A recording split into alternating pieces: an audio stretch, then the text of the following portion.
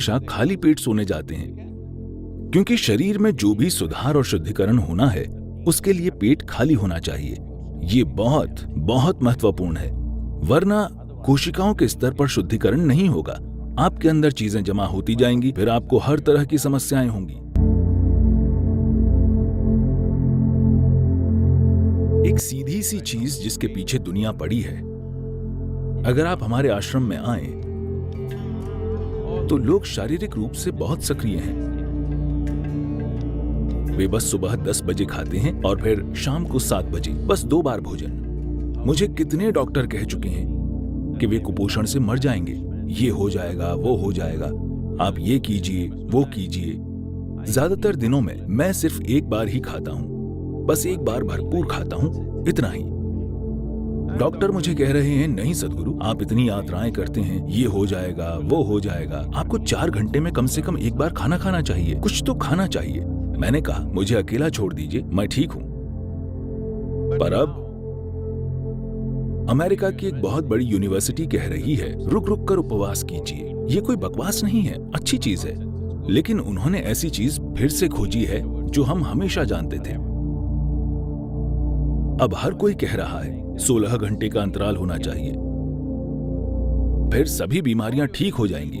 मैंने हजारों लोग देखे हैं जो सिर्फ इसलिए स्वस्थ हो गए क्योंकि वे हर समय ठूंसते नहीं रहते। जब पेट पहले से ही भरा हुआ हो, योग केंद्र में लोग हमेशा शारीरिक रूप से सक्रिय रहते हैं, तो दोपहर 3:30-4 बजे तक हर कोई बहुत भूखा हो जाता है। उन्हें बहुत भूख लगी होती है, लेकिन हम उसके साथ जीना सीख लेते हैं, क्योंकि खाली पेट होना और भूखा होना 2 अलग चीजें हैं। भूख का मतलब है आपकी ऊर्जा गिरने लगी है, पर खाली पेट होना अच्छा है। पेट खाली होने पर भी आपका शरीर और आपका दिमाग सबसे अच्छे से काम करते हैं। तो हम हमेशा से ये पक्का करते हैं कि हम इस तरह से खाएं, हम कितना खाएं कि खाना खाने के 2 से 2.5 घंटे के बाद हमेशा हमारा पेट खाली हो जाए। तो हम हमेशा खाली पेट सोने जाते हैं, क्योंकि शरीर में जो भी सुधार और शुद्धिकरण होना है उसके लिए पेट खाली होना चाहिए। ये बहुत बहुत महत्वपूर्ण है, वरना कोशिकाओं के स्तर पर शुद्धिकरण नहीं होगा। आपके अंदर चीजें जमा होती जाएंगी, फिर आपको हर तरह की समस्याएं होंगी। जब आप भोजन को छूते नहीं हैं, तो आप नहीं जानते कि वो क्या है। अगर भोजन छूने लायक नहीं है, तो मैं नहीं जानता कि वो खाने लायक कैसे होगा।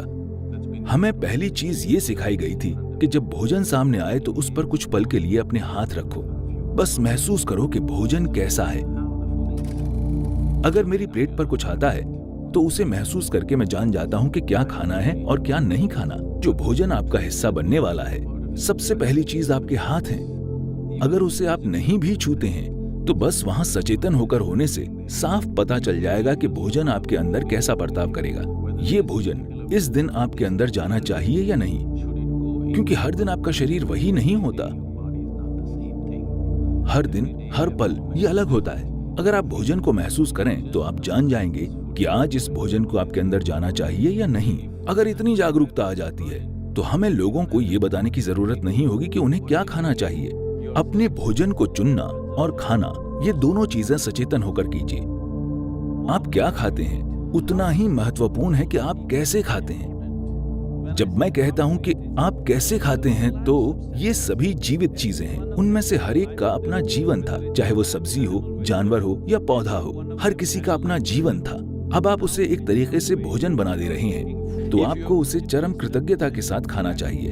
अगर आप अपने भोजन के प्रति एक खास कृतज्ञता और आदर की भावना रखकर खाएंगे, जब मैं आदर कहता हूं तो ये आपको अजीब लग सकता है, लेकिन मैं आपसे पूछ रहा हूं, मान लीजिए हम आपको एक कमरे में बंद कर दें और आपके पास 5 दिन खाने को कुछ न हो। अगर आपके सामने भगवान आ जाए तो आप क्या मांगेंगे? खाना। तो ये इतना ही महत्वपूर्ण है। आपको समझना चाहिए कि आपकी थाली में भोजन बस कोई पदार्थ नहीं है, ये कोई सामान नहीं है, ये जीवन है। ये आपके लिए जीवन निर्माण का पदार्थ है, तो आपको इससे वैसा बर्ताव करना चाहिए। अभी जब ये थाली में है या बाहर कहीं है तो इसकी कोई कीमत नहीं है, लेकिन जिस पल आप इसे खाते हैं तभी आपका खून और मांस बन जाता है। अब अचानक ये बेशकीमती हो जाता है। हम ऐसे क्यों नहीं जीते हैं? ये बहुत महत्वपूर्ण है कि जब ये आपकी थाली में आए तो आप इसे अपने एक हिस्से की तरह देखें। बहुत आदर के साथ आपको इसे खाना चाहिए। अगर आप बस अपने खाने का तरीका बदल दें, तो भोजन आपके अंदर बहुत अलग तरह से बर्ताव करेगा। चेतना का यही मतलब है। अगर लोग कहते हैं आपकी चेतना का आपके जीवन पर कोई असर नहीं होगा, सिर्फ रासायनिक संरचनाओं का असर होता है, तो मुझे उनके लिए दुख होता है, क्योंकि जीवन ऐसे काम नहीं करता। मानव चेतना का हमारे संपर्क में आने वाली हर चीज पर गहरा असर होता है, खासकर भोजन पर। हम एक दूसरे जीवन को अपना हिस्सा बना रहे हैं। जब हम ऐसा काम करते हैं तो ये बहुत महत्वपूर्ण है कि हम उसके साथ बहुत कृतज्ञता और आदर का बर्ताव करें। मैं आपको बताना चाहता हूँ कि अच्छी आदत और बुरी आदत जैसा कुछ नहीं होता। आदत का मतलब है आप अचेतन होकर काम कर रहे हैं। अगर आप अचेतन होकर काम करते हैं तो ये खराब चीज है, क्योंकि इंसान होने के पूरे मायने यही हैं कि हम सचेतन होकर काम करने में सक्षम हैं। इंसान होने की यही खूबसूरती है कि हम हर चीज चेतना पूर्वक कर सकते हैं। एक जानवर जो चीज अचेतन होकर करता है, वही चीज हम पूरी चेतना में